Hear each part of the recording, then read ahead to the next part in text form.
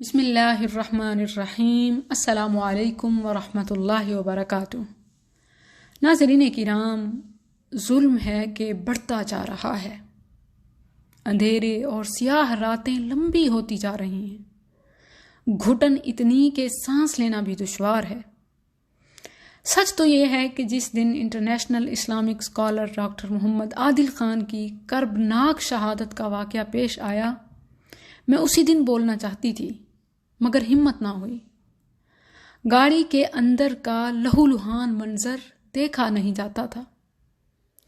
کفر کے مرکز امریکہ تک میں اسلام کے جھنڈے گاڑنے والا یوں پاکستان میں بے دردی سے شہید کر دیا جائے اور ہم یہ کہہ کر مطمئن ہو جائیں کہ شہید ہو گئے۔ آخر کیوں؟ کیا وہ میدان جنگ میں تھے؟ نہیں، وہ اسلامی ملک پاکستان میں تھے۔ آخر ان کا جرم اور گناہ کیا تھا؟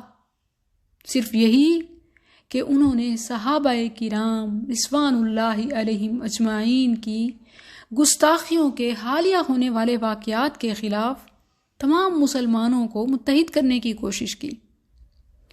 وہ صحابہ و اہل بیت کے گستاخوں کے لیے قانون سازی اور اس پر عمل درآمد چاہتے تھے۔ یہی ان کا قصور تھا۔ ان کا جرم یہ تھا کہ وہ اپنی اور اپنے پیاروں کی جان کی پرواہ کیے بغیر صحابہ کے دفاع کے لیے اٹھ کھڑے ہوئے۔ ان کا قصور یہ تھا کہ انہوں نے صحابہ کے معاملے میں غیرت کا مظاہرہ کیا۔ اگر وہ بھی مصلحت کو پیارا کرتے، خاموش رہتے، تو پھر تو کسی کو مسئلہ نہیں تھا۔ یہاں ہمارے ملک میں توہین رسالت کرنے والوں کو، توہین صحابہ کرنے والوں کو سیکیورٹی فراہم کی جاتی ہے، انہیں بیرون ملک محفوظ ٹھکانوں تک منتقل کیا جاتا ہے، جبکہ حرمت رسول صلی اللہ علیہ وسلم اور حرمت صحابہ کے لیے آواز بلند کرنے والے کا خون پانی کی طرح بہا دیا جاتا ہے۔ مسلمانوں، پاکستانیوں، یاد رکھو، یہ اس نوعیت کا نہ پہلا واقعہ ہے نہ آخری۔ اس واقعے کے بعد دفاع صحابہ ریلی کی قیادت کرنے والے محترم علامہ ہشام الہی ظہیر کے گھر کے باہر سے جیلی اعلیٰ افسر ریکی کرتے ہوئے ثبوتوں کے ساتھ پکڑا گیا۔ یہ تو اللہ کا احسان ہے کہ وہ اپنے مسموم مقاصد میں کامیاب نہ ہو سکے۔ اللہ آپ کو اور تمام ناموس رسالت، ناموس صحابہ کے لیے آواز اٹھانے والوں کو اپنی حفاظت میں رکھے۔ ہم قانون نافذ کرنے والے اداروں سے مطالبہ کرتے ہیں کہ وہ اس مسئلے کو سنجیدگی سے دیکھیں۔ یہ جو نامعلوم ہیں، یہ سب کو معلوم ہیں۔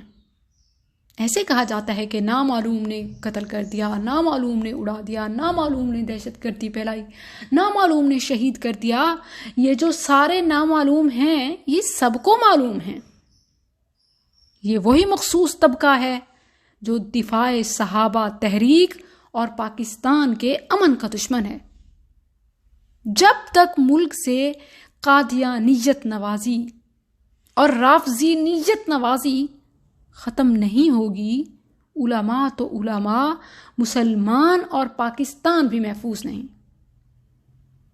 آج سے کچھ سال پہلے تو ان کے عقائد اور مذموم مقاصد چھپے ہوئے تھے، ان کا برملا اظہار بھی نہیں ہوتا تھا، مگر اب میڈیا پر ان کے فسادانہ، گستاخانہ بیانات کے ثبوت بھی موجود ہیں، اور انہیں کھلی آزادی ہے، انہیں لائیو کوریج بھی دی جاتی ہے کہ جتنی مرضی یہ محبان صحابہ کی، محبان اہل بیت کی دل آزاری کرتے رہیں۔ گویا کتے کھلے ہوئے ہیں اور پتھر بندھے ہوئے ہیں۔ السلام